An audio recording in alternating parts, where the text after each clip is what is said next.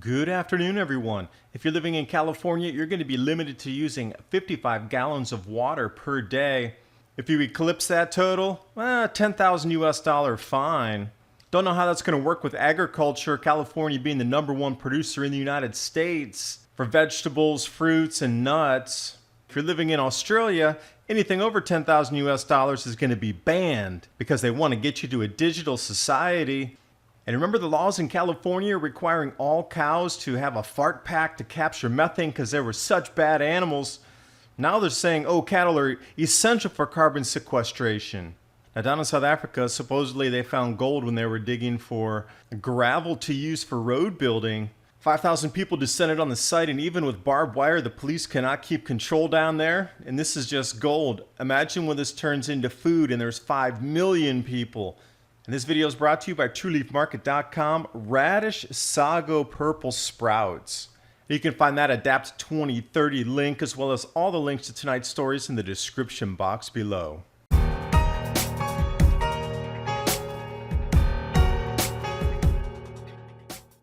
Starting off with California, it's now against the law to take a shower and do your laundry in the same day.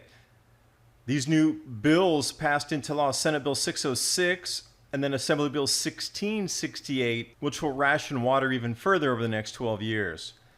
Taking a look at 55 gallons per capita per day.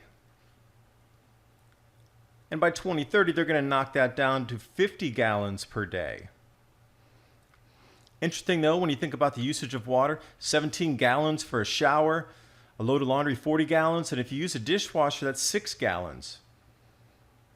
Now, if you choose not to comply, or even if you go over 1 gallon, it's going to be $1,000 for each day. But if you've broken the ordinance more than 2 times, you're going to get a 10,000 US dollar fine. And then taking a look at how much water does a garden need, because this is going to be so essential moving into the grand solar minimum, you are going to have to grow some of your own food again. Now, looking at 32 square foot garden, it's going to need 20 gallons per week. This is from the University of California. 32 square foot is a very, very small garden. If you're going to try to feed your family extras, it's going to have to be a couple 100 square foot garden. And when you start to do the math, you're up at 60, 120 gallons. Are you telling me you have to use 2 entire days of your water for gardening? That you're not going to be able to take shower, do laundry, or anything, that 2 full days are going to be set aside just to water your vegetables so you can eat? This is the kind of conundrum that they're looking at in California. And what they're also not covering or talking about in this bill is how is California agriculture going to adapt to this? Stiff penalties, expensive, and rationed. When you notice that the #1 producer for the United States for vegetables, nuts, and fruits is California, hands down, and also major exporters to other parts of the world, if this is going to be curtailed, there's a serious problem with our food production in the United States. And staying on with the lunacy of California laws here, remember just a couple of years ago, the cow fart pack regulations came into California law where you had to collect all the gas coming out of a cow. Now this is what the fart pack looks like. Please try not to laugh. This poor little cow has to wear this thing. I feel bad for it. It's an intrusive surgery to put this thing inside the cow's stomach anyway. But lo and behold, the powers that be say cattle are essential for sequestering carbon on the ranch land now. That is completely a 180-degree shift. Look how the media is confusing everybody. They're trying to limit your ability to grow food, and now they're just making your head spin with, hey, didn't I read that before? What about this? What about that? It's on purpose to try to confuse you with what's going on with the grand solar minimum. CO2, hey, didn't it change? I thought it changed. No, things changed. It's going to be like this again and again. They're going to confuse you on purpose. And if you did, let's say, get a $10,000 fine in California, if you were in Australia, for example, you couldn't even pay that because anything over 10,000 US dollars starting in July 2019 has to be digital, has to be a credit card, has to be booked in the bank. They're encouraging a move to digital society and talking about how they're going to just crack down on all the black market. And then way further down in the article, it says, the goal is to drum up about $3 billion in new taxes. Yeah, they're so concerned about your safety and they're so concerned about the black market. Yep, they surely are. You can see these regulations stranglehold tightening all across the planet wherever you look. And this is the next part that's the scariest. Looking down in South Africa, so there was a mining company that was digging gravel for roads.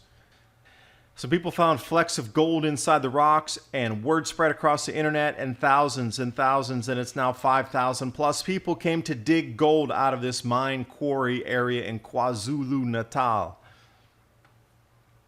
Now, the thing is, the police can't even keep control there, and this is 5,000 people trying to get rich quick looking for gold. Now that's looking right down the road on the quarry there, and now we need to look left. This is still how many people are around digging for gold. And the interesting thing is, it's fool's gold. It looks like pyrite. The guy on the left there holding this huge piece of pyrite. Nice specimen, by the way. Anyway, 25 bucks. That's way too low. That's at least a couple, $200-300 specimen in the hand there. That's huge.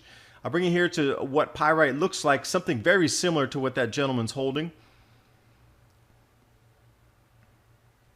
But the scariest thing is, even with a huge police presence and barbed wire, they cannot keep these people in check. And there's only 5,000 of them. Now, why don't we just switch these words here, searching for food? Can you imagine 5 million people or 10 million people searching for food when it becomes scarce and very expensive? If the police can't keep control of such an isolated countryside spot with barbed wire, they're going to have no hope of keeping cities under control when the food prices escalate. You are absolutely on your own at that point.